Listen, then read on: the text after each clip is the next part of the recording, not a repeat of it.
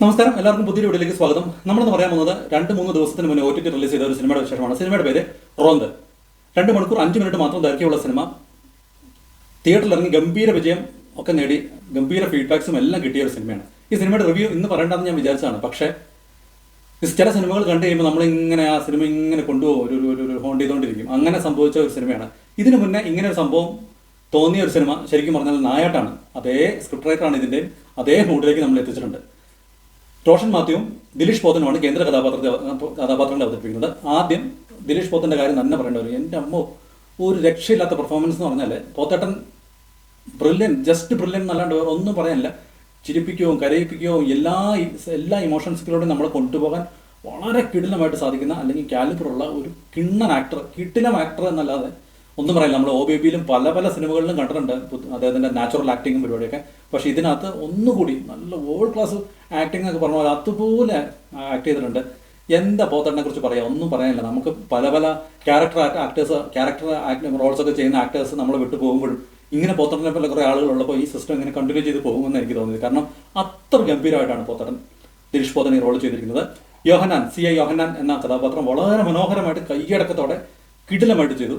അടുത്തത് പറയാൻ എനിക്ക് തോന്നിയത് റോഷൻ്റെ പെർഫോമൻസ് ആണ്. Of course Roshan acting wise ഒന്നും പറയാനില്ല. റോഷൻ പല ഇമോഷൻസ് എല്ലാം മുഖത്ത് കൊണ്ടുപോയി കിടിലമായിട്ട് ആ റോള് വളരെ കൺവിൻസിംഗ് ആയിട്ട് റോഷനും ഒപ്പത്തിനൊപ്പം കാരണം ദിലീഷ് പോത്തൻ്റെ ഈ റോൾ എന്ന് പറഞ്ഞാൽ ഗംഭീര പ്രകടനമാണ്. അതിനൊപ്പം തന്നെ ഏകദേശം പിടിച്ചു നിൽക്കുന്ന രീതിയിൽ റോഷനും അടിപൊളിയായിട്ട് റോൾ ചെയ്തു. എനിക്ക് ഏറ്റവും ഇഷ്ടപ്പെട്ടത് ഈ സിനിമ ശരിക്കും പറഞ്ഞാൽ കുറേ ഇൻസിഡൻസ് ആണ്. നമ്മുടെ ആക്ഷൻ ഹീറോ ബിജുവിലൊക്കെ കണ്ടതുപോലെ ഒരു പോലീസ് സ്റ്റേഷനും ആ പോലീസ് സ്റ്റേഷനിലെ റോന്ത് ചുറ്റുന്ന അല്ലെങ്കിൽ നൈറ്റ് പട്രോളിങ്ങിന് പോകുന്ന 2 ഓഫീസേഴ്സും അവർ കടന്നു പോകുന്ന പല ഇൻസിഡൻസ് ആണ് ഈ സിനിമ. അതിലൊരു ഇൻസിഡൻറ്റും അതിൽ അവരുടെ ജീവിതത്തിൽ ഉണ്ടാക്കുന്ന മാറ്റങ്ങളും ഒക്കെയാണ് ഈ സിനിമയുടെ ഒരു കഥ. റിയലിസ്റ്റിക് ആയിട്ടുള്ള ഒരു അപ്രോച്ചാണ് ശരിക്കും പറഞ്ഞാൽ. ആക്ഷൻ ഹീറോ ബിജുവിലൊക്കെ പറഞ്ഞ പോലെ റിയലിസ്റ്റിക് ആയിട്ടുള്ള അപ്രോച്ചാണ്. വളരെ നമ്മൾ നൈറ്റ് പട്രോളിങ്ങിന് ഈ 2 പോലീസ് ഓഫീസേഴ്സ് പോകുമ്പോൾ നമ്മൾ ആ കൂടെ ട്രാവൽ ചെയ്യണ പോലെ നമുക്ക് തോന്നും. അതത്ര എളുപ്പമല്ല.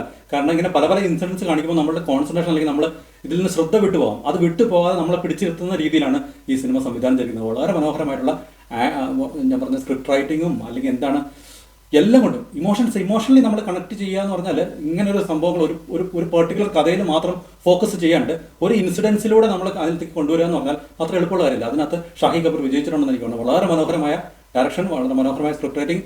എനിക്ക് തോന്നുന്നു ഒരു സ്ക്രിപ്റ്റ് റൈറ്റർക്കും ഒരു ഡയറക്ടർക്കും എങ്ങനെയാണ് ഇത്രയും കൺസിസ്റ്റന്റ് ആയിട്ട് പടങ്ങൾ ഇങ്ങനെ ഉണ്ടാക്കാൻ പറ്റുന്നത് ഞാൻ വിചാരിച്ചിട്ടുണ്ട്. ചിലപ്പോൾ ഒരുപക്ഷെ അദ്ദേഹം പോലീസുകാരനായിരുന്നു എനിക്ക് തോന്നുന്നു. ഷാഹി കപൂർ അദ്ദേഹത്തിന്റെ ജീവിതത്തിൽ കടന്നു പോയിട്ടുള്ള പല അനുഭവങ്ങളും ഇൻസിഡൻസ് ഒക്കെ ആയിരിക്കും ചിലപ്പോൾ പുള്ളി ഓരോ സിനിമ ആക്കിക്കൊണ്ടിരിക്കണം. എനിക്ക് തോന്നിക്കറിയില്ല, അതെന്റെ ജസ്റ്റ് അസംഷൻ മാത്രമാണ്.